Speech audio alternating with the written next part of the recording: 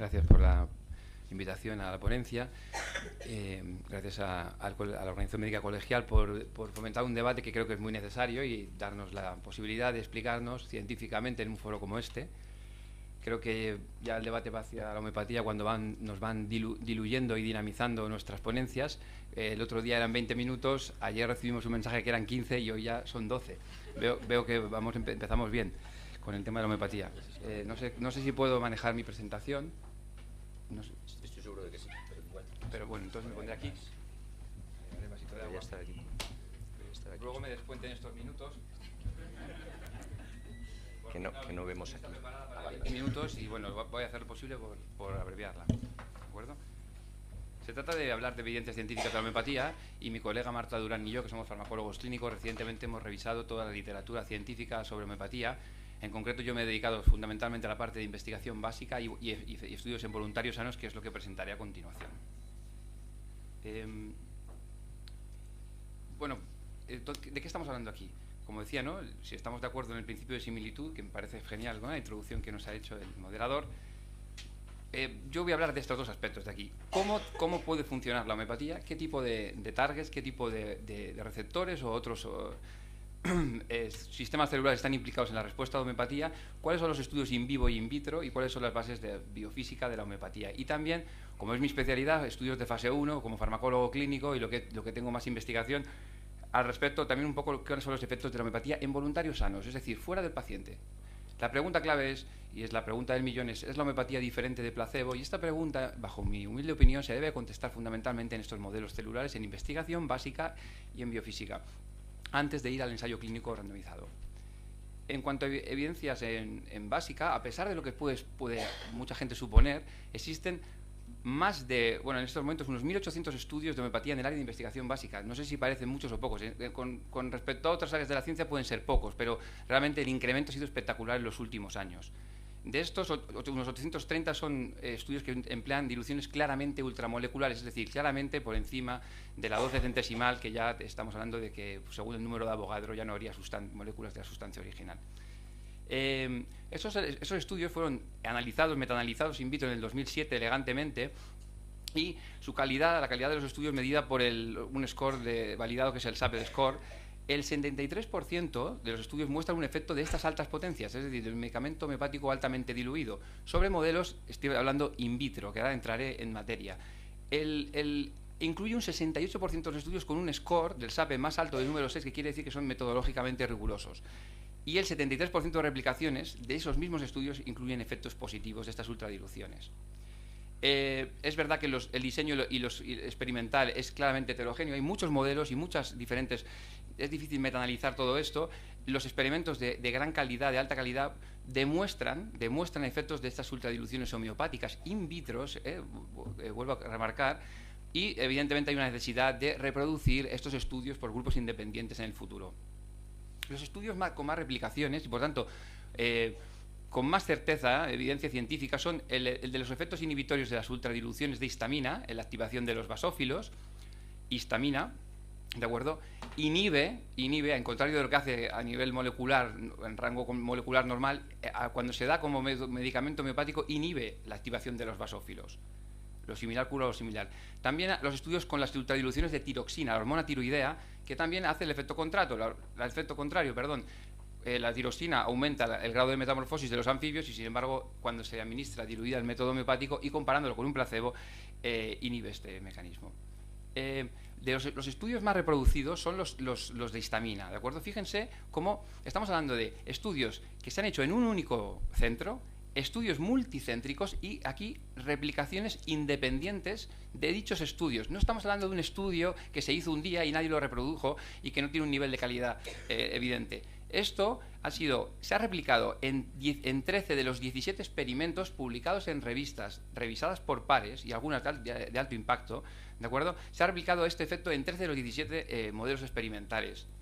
Es decir, que podemos ver que la histamina diluida al método homeopático en diferentes potencias, ¿de acuerdo?, tiene un efecto sobre la inhibición de los basófilos activados previamente con inmunoglobulina E, y que cuando el agua activada homeopáticamente, el agua dinamizada y diluida del mismo método, no tiene ningún efecto, es el efecto placebo comparándolo. estos son estudios in vitro, pero también tenemos muchos modelos in vivo. Y luego que cuando me queden 5 minutos también me avise el moderador. Fíjense, aspirina, todos la conocemos, aún no sabemos algunas cosas científicamente de la aspirina, por cierto, pero todos la conocemos, y unos efectos antiagregantes plaquetarios a dosis, sobre todo en el orden de 100 miligramos a 300 miligramos, ¿qué puede tener como efecto adverso? Un efecto prohemorrágico, por supuesto. Fíjense, cuando la administramos la aspirina al método homeopático y la diluimos, 5CH, 15 y 30CH, tiene el efecto contrario, protrombótico. Y esto van a ver que es muy común en los medicamentos homeopáticos. Por tanto, podríamos incluso pensar que la aspirina diluida al método homeopático podría ser utilizada en medicina como antihemorrágico. Y bueno, podríamos hacer algún ensayo clínico al respecto. Aquí tienen las referencias, todas las diapositivas tienen las referencias de los artículos que voy mencionando. Fíjense cómo esto no es otra vez, no es un estudio o dos estudios. Fíjense los modelos que tenemos en animales, tanto en ratas, como en ranas, como en el perro, ¿vale? Y son modelos de efectos inversos en modelos animales. Sabemos que cuando pretratamos con isquemia a un corazón del perro, lo primero que va a hacer va a ser que puede causar un infarto y una isquemia, pero si le tratamos con pequeñas dosis de isquemia, este infarto la capacidad de generar infarto va a ser mucho menor que en el modelo, que en el ratón que no ha sido pretratado con isquemia. Y esto, a nivel homeopático, fíjense, la tiroxina, como decíamos, los analgésicos, las dosis bajas de histamina, las dosis bajas de arsénico, que previenen la intoxicación del propio arsénico. Estamos hablando de un grupo de estudios, ya no un estudio anecdótico, un grupo de estudios, una evidencia considerable de efectos de los medicamentos ultradiluidos en modelos animales. Fíjense cómo además, como farmacólogo me interesa, estos efectos se pueden prevenir con el uso de antagonistas. Pues vean, el efecto es el mismo en diluciones bajas que en diluciones altas. La histamina inhibe los basófilos, pero ¿y si administramos cimetidina, un antihistamínico, previamente? ¿Se inhibe este efecto? ¿Qué pasa si la adrenalina también tiene una inhibición sobre el comportamiento de los basófilos, según estudios? ¿Qué pasa si administramos propanolol? Esto tienen aquí las referencias, investigado, pues que se inhibe este efecto. Y Gelsemion, otro medicamento tipo ansiolítico homeopático, tiene un efecto ansiolítico, pero ¿qué pasa si lo administramos previamente estricnina? Pues que antagonizamos sus efectos. Estamos viendo claramente cómo estudios en ciencia básica nos están aportando que el medicamento homeopático también ejerce sus funciones o parte de sus funciones a través de receptores y eso se puede antagonizar farmacológicamente. Pero si esto no es poco, me voy a centrar sobre todo en lo más apasionante que está saliendo últimamente, que es el estudio epigenético. Es decir, perdonen por la calidad de la diapositiva, que no se ve bien, pero fíjense, en los últimos años, sobre todo a partir del año 2012, el incremento de estudios, diferentes medicamentos homeopáticos, aquí en la izquierda, ¿ven? Diferentes potencias, diferentes grupos celulares, todas las referencias las pueden ver en la parte derecha, y cómo estamos empezando a poder diferenciar qué tipo de efectos tiene la homeopatía y a través de qué receptores y, sobre todo, es capaz de inhibir o inducir genes que estén relacionados con el mecanismo de acción del medicamento. Y la respuesta es que empiezan a acumular datos de que efectivamente se puede medir. Algunos de esos estudios tienen ruido, es difícil, pero en la mayoría estamos hablando de efectos comparados evidentemente con un placebo. En cuanto a la composición del medicamento homeopático, aquí está la madre de todas las preguntas, ¿verdad? Y la gran crítica a la homeopatía, y es comprensible que sea así. Cuando cogemos una parte en peso de la sustancia original, la diluimos en 99 partes de solución hidroalcohólica y se prepara la primera potencia homeopática después de agitarlo, dinamizarla 100 veces y así sucesivamente en diferentes grados de dilución y dinamización. Claro, de este preparado original más el agua, más el alcohol, más la lactosa, ¿de acuerdo? ¿Qué es lo que resulta de este preparado? Y esta es la gran crítica. ¿Hay algo? ¿Es la homeopatía? No, es que la homeopatía no es nada, es un placebo y la gente se sugestiona. Bueno, ya hemos visto que los animalitos de experimentación y los estudios in vitro parece que son difícilmente sugestionables. Pero claro, aquí está la madre de la pregunta. En el rango molecular estaríamos hablando de la menor de la 12 centesimal y ultradiluciones mayor de la 12 centesimal, aunque homeopáticamente tampoco tiene mucho sentido esta división. Cuando se revisan los estudios de físico-química, y disculpen también por esta diapositiva, porque no se ve bien, fíjense aquí, en la parte izquierda son todos los modelos en los cuales se ha intentado caracterizar qué hay en el medicamento homeopático, qué queda después de la elaboración exhaustiva de la dilución y la dinamización del medicamento. Hay diferentes estudios, muchos son de poco rigor metodológico, hay algunos que ni siquiera merece la pena comentarlos, pero empiezan a acumularse datos, sobre todo en el incremento de la conductancia eléctrica, en los parámetros de relajación de la resonancia, gracias, y en la termoluminiscencia, que son los estudios que han podido ser confirmados con laboratorios independientes. No voy a entrar en los detalles de los estudios por la falta de tiempo, pero aquí tienen las referencias y se está emitiendo online, las podemos comprobar en cuanto a, por ejemplo, a las diferentes, cómo se diferencia, por ejemplo, cloruro sódico y cloruro lítico ultradiluido al método homeopático del agua pura, ¿no? Del agua en este experimento, y cómo se puede diferenciar eso por termoluminiscencia o por resonancia magnética nuclear, que también son estudios interesantes que han aparecido en los últimos tiempos. Voy a aprovechar la última parte de mi ponencia para explicar los estudios a los que yo más soy afín, pues es lo que me han dedicado en mi parte investigadora, ¿no? Hacer estudios en fase 1 con voluntarios. La homeopatía, fíjense, el principio de similitud parece que se comprueba científicamente, ¿eh? Y de hecho hay muchos fármacos convencionales como los betabloqueantes que inducen insuficiencia cardíaca y que son el tratamiento de la insuficiencia cardíaca. La nitroglicerina, que puede inducir angina y es el tratamiento de la angina. Hay un largo etcétera, antidepresivos, que son capaces de curar la depresión y la ansiedad, pero sin embargo cuando los administramos a voluntarios sanos inducen síntomas depresivos y de ansiedad, y en eso tengo experiencia. Pero la homeopatía fue pionero, y es que hay que conocer esto, fue pionera en el mundo de la medicina en administrar sustancias a los voluntarios previo a su uso en enfermos, mucho antes de que empezaran los estudios de fase 1. Y se llaman provings, tradicionalmente, ahora se llaman estudios patogenéticos, ¿de acuerdo? Ahora se hacen comparándolos con un placebo, al principio no había comparación con un placebo, pero fíjense, en el Journal of Psychopharmacology, una revista poco afín a la homeopatía, un estudio randomizado doble ciego en el que se ven cómo se administran dos medicamentos homeopáticos comparándolos con un placebo. Ni los participantes ni los sujetos saben qué están recibiendo, y en este estudio se comprueba que los medicamentos homeopáticos son capaces de inducir sus efectos prototípicos, los efectos que están reconocidos por los medicamentos, y diferenciarse del placebo. Hay reproducción de esos estudios en otras revistas. Y, por último, en cuanto a voluntarios sanos, tenemos también los estudios de neuroimagen, porque aquí, si efectivamente la homeopatía es capaz de inducir algún efecto en el ser humano, tendrá que hacer algún efecto, inducir alguna variable física, poder mover la frecuencia cardíaca, variable respiratoria, o, en el mejor de los casos, también hacer cambios en el electroencefalograma o en resonancia magnética funcional. Los estudios de neuroimagen hay publicados, de nuevo, estudios aleatorizados, controlados, comparados con un placebo, publicados en revistas indexadas, de revisión por pares. 4 estudios positivos en voluntarios sanos, un estudio positivo en pacientes con insomnio y 2 estudios positivos en pacientes con fibromialgia.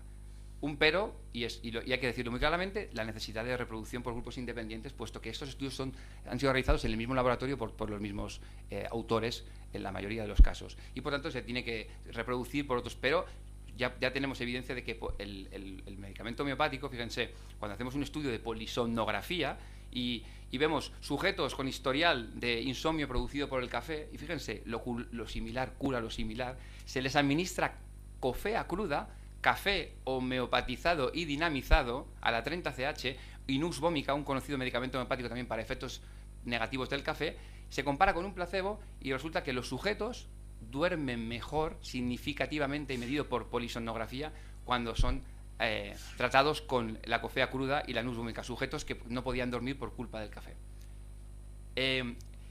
Un estudio probablemente ya esté con 100, una N casi de 100 también, en la cual se ve cómo cuando se trata con pulsatilla o sulfur, son 2 medicamentos clásicos homeopáticos, y se compara de nuevo con un placebo, ¿de acuerdo?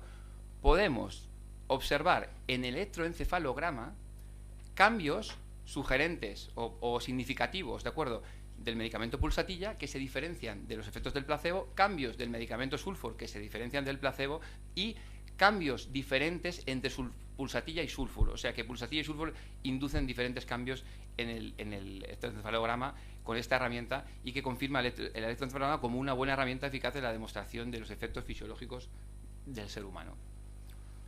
Resumiendo, y creo que ya nos vamos a ceñir al tiempo, podemos decir que en ciencia básica hay un estado de evidencia consolidada en cuanto a los efectos inversos, ¿de acuerdo?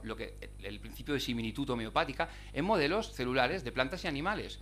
Necesitamos más estudios, con edades mayores, sí, cierto, pero hay una consolidada evidencia y publicado en revistas de alto impacto.